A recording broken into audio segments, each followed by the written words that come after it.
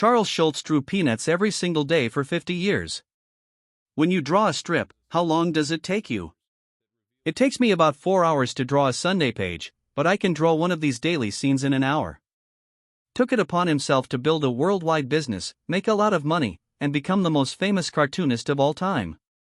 In the early 2000s, Peanuts finished with almost no warning, which made a lot of fans confused and eager to find out what happened. Today, Charles Schulz's last comic strip came out in the paper. Strangely enough, both the figures and the person who made them are gone. At that time, Charles Schulz said he was leaving his job. I thought this might happen one day. It looks like an easy answer, but it didn't give the whole story. Now, at last, the truth has been shown. When the truth hit, Charles Schulz was very protective of Peanuts. He made the strip his own by doing everything himself, which is different from many long-running comic artists who had writers do the hard work. It wasn't ego or business sense that gave them that much power. It came from the way Charles had always been, and it was the main reason why Peanuts stopped. Before Peanuts became a worldwide hit, Charles had a quiet childhood and wasn't given much attention until he learned how to draw. He used drawing to avoid real life and be himself without worrying about what other people would think. And that attachment formed the choice that led to Peanuts being taken off the market. After reading comics like Skippy and Popey for hours, Charles tried to figure out how they worked and copy their style. Early on, people saw how talented he was. One of his drawings was even featured in Rip's Believe It or Not. When he was still young, which was a small win that meant a lot to him. It wasn't easy for him, though. Charles was very shy and often felt like he couldn't talk to anyone. He had a hard time making friends and rarely felt secure. He was in high school when the yearbook staff turned down one of his pictures. It was an event that stuck with him for a much longer time than he told.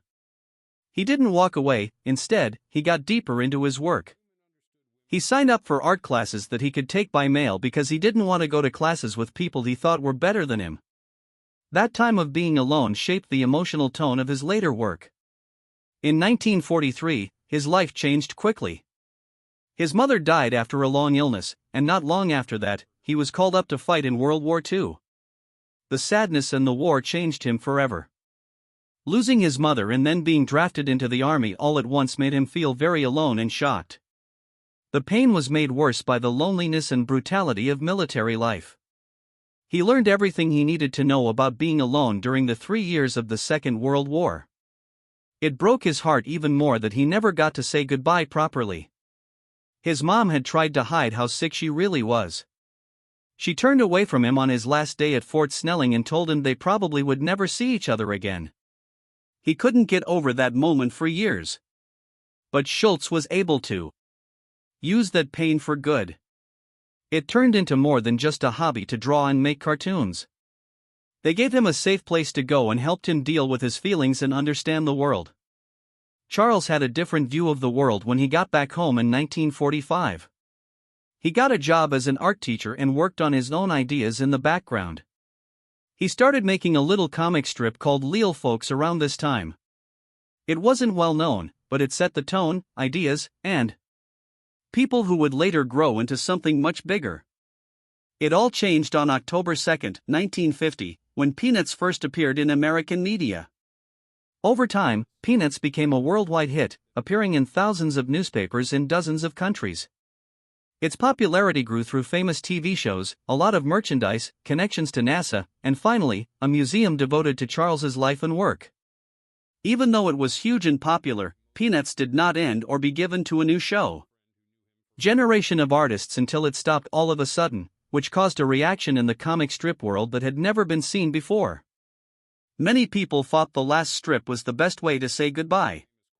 Charles thanked his audience in a letter written on Snoopy's typewriter. He then quietly ended a 50-year trip.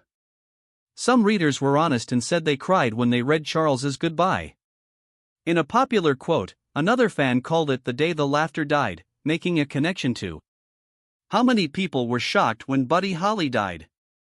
But fans were still not sure what to do. There was no real reason for the end to happen so quickly. Only one sentence. It all started with a single sentence. It was Charles Schulz's careful and final choice what would happen to Peanuts, and he wrote it down long before the strip stopped. Even before he became famous, Charles stressed that Peanuts was an important part of his life. The brand couldn't be passed down from one person to another, and the business couldn't go on without the person who created it. Because he was so sure of that, he put a clause in his syndicate contract that said Peanuts would end as soon as he stopped drawing it. Charles said over and over that Peanuts was his own voice on paper. Every word he spoke and every scene he acted out showed his own feelings and thoughts. This wasn't a decision that was made quickly. Charles never changed his mind about this, even as Peanuts became one of the most popular and profitable cartoon strips ever. In terms of money, it would have made sense to let successors take over. He refused in a creative way. He thought that the honesty of the work was more important than how long it would last. Charles was sure that if he let someone else draw or write the comic strip, it would become a copy. He thought that would make Peanuts not honest. He once said that he was the strip and the strip was him, to sum up his point of view. There was no gap between the maker and what was made. Charles was also very driven by the idea that comic strips could be important without relying on jokes or slapstick. He wanted to make something more important. Instead of making new jokes every day, Charles worked on emotional themes that people felt but rarely saw showed in comics at the time. Charles also paid a lot of attention. He paid close attention to what people said every day, especially what kids said and thought. In Peanuts, the kids talk like adults but think and feel like kids. This let Charles explore big ideas through small, familiar moments. When the weather says so. In the late 1990s, Charles Schulz woke up in a big way. Things were going badly with his health after decades of hard work that never stopped. He wrote and drew every single Peanut strip by hand, without stopping, for almost 50 years. It was one of the hardest habits in the history of creativity. That amount of work needed daily focus and concentration. Then, in 1999, that balance finally broke after just one trip to the hospital. That year, Charles was told he had colon cancer, which changed his life right away. Being able to work. He was losing his strength because of the illness, and it was getting harder for him to keep up with the mental and physical work of drawing a daily comic strip. This loss of control was terrible for someone who had never used a replacement artist and had never missed a deadline. His condition quickly got worse. Charles was hospitalized in November 1999 after having several strokes and other problems linked to a blocked aorta. Doctors found that the cancer had spread while the person was in the hospital. The news made Charles even more afraid of what he already thought. Going on with Peanuts was no longer possible. Charles finally told everyone what he had been hiding for his whole life on December 14, 1999. He quit Peanuts for good, saying that his health was getting worse and that he needed to focus on care. The sentence put an end to a career that had shaped generations of people, and it also showed how responsible Charles was. It was his belief that the strip should not continue at all if he could not make it to the level he set for himself. When Charles said he was retiring, hundreds of letters came to his workshop in Santa Rosa every single day. Many people wrote to thank you, share stories, and say how much Peanuts meant to them. A lot of people said they learned to read with Peanuts books or of identifying with Charlie Brown's doubts about himself, Lucy's confidence, Linus's weakness, or Snoopy's creativity. Charles did not live long after making that choice, which is sad. He died on February 12, 2000, just one day before the last Sunday Peanut strip came out. The time made it even clearer why he was retiring. The strip didn't end because it was no longer interesting or popular. It stopped because the person who made it could not keep going and refused to let it happen without him. But Peanuts didn't just stop being made. In fact, the exact reverse is true. The characters he made are still very much living today, even after many years. You can see them in old TV shows, movies, reruns, and even a museum that is only about his work. They still make people feel better, just like they did before. Fears made public. Fans didn't really know the man behind the strips until he died. Because there was a life full of strong and sad feelings behind the funny and simple drawings. Even though his writing was read by hundreds of millions of people around the world, Charles always felt like no one saw or loved him. He carried his pain quietly and permanently, hanging on to every slight, every awkward moment, and every emotional wound, as if the praise for his work never quite reached him personally. Forget about them and don't want to lessen their effect.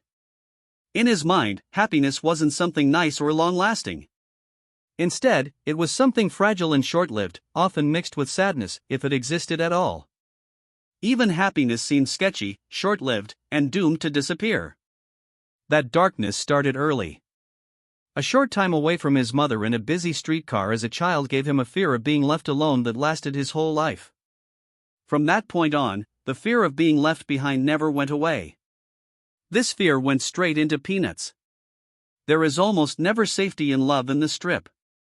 It is rarely returned or rewarded. When characters try to reach out, they are ignored, turned down, or treated badly behind closed doors. It's true that there is hope, but it's delicate and is often crushed without any ceremony. The most common reaction to being vulnerable is indifference, which is similar to the emotional world Schultz thought he lived in. The personalities don't feel as much like inventions that are more like pieces of his inner life. Charlie Brown's constant self-doubt, fear of failing, and repeated humiliations are similar to Schultz's own issues in the way he was raised. He was told not to be ambitious and to be careful with his confidence. Lucy's harshness comes from feeling emotionally strained and impatient with weakness. Snoopy, on the other hand, sees his imagination as a way to escape a world that is too heavy to bear for long periods of time.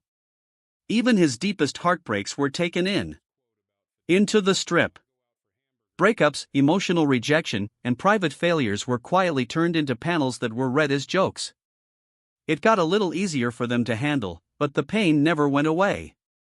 Schultz took off each strip, revealing himself while making confessions seem funny. But critics saw that as an opening, and said that even though Peanuts look gentle and innocent at first glance, they have caused more trouble